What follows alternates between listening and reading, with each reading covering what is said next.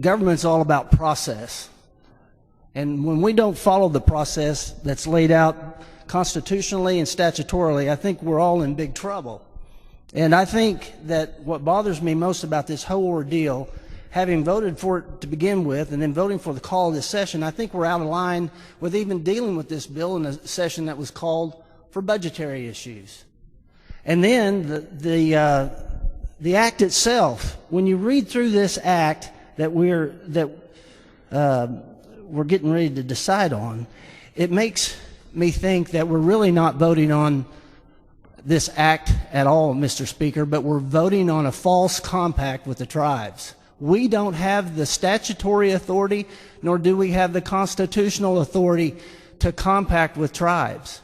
In fact, my point that I would lay out for you all is once we vote on this, and if it passes, then the tribals, it says tribal acceptance of an offer codified in either subsection B and C of this section shall indicated by a letter by the tribal parties.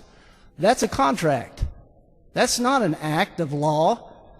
We are not overriding a governor's veto. We're overthrowing the governor's authority here. The governor in the state of Oklahoma is spelled out in Article 6, Section 8. He has the sole authority to negotiate on behalf of the state of Oklahoma.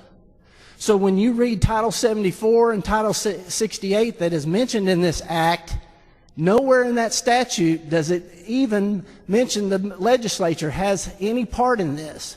In fact, both statutes reflect the Oklahoma Constitution and say that the governor has the sole authority.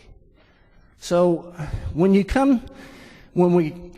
feel like that this is, we're rushed into a decision here and succumb to the tyranny of the urgent, I think we end up making big mistakes as a legislature when we don't follow the law, when we try to exceed our authority, and it will probably end up in the courts anyway if we do this.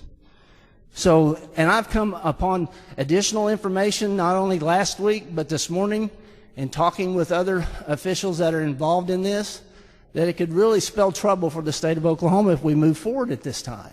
There's no sense of urgency here. The governor in the state of Oklahoma has the authority to negotiate, and he is in contact with them right now. But this act here involves the legislature where they're not supposed to be. There's no doubt about it. I don't have a law degree, and I can read that myself and know that the governor has sole authority here. So in looking at this, you've got the Constitution, you have the statute, and you have this act. And which is going to prevail today? The document that we all swore an oath to uphold and defend, which is the Oklahoma Constitution, even what it says about the governor's authority, even though we might not like the way he does things, he still has the authority. We're out of our sandbox when we pass this bill.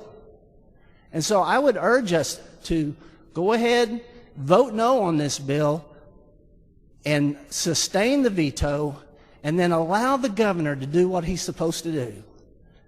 Just allow him to do his job, not undermine him or overthrow his authority with this, because that's what this is. It's not an override, it's an overthrow. And we need to do the right thing. We need to follow the process as laid out in the Constitution and statutorily, because we should follow the law since we make them. So I would urge my colleagues, we still have time. The contract doesn't end till December. We can make another call for another special session and deal with this. There's no urgency to pass this in the wrong type of way. So I would urge you, let's vote no on this today, and let's get it done the right way. And let's honor the Constitution and what's mentioned in the Constitution, who has the authority. Let's subject ourselves to those documents today instead of this act which interjects us into a process that's not ours. Please vote no.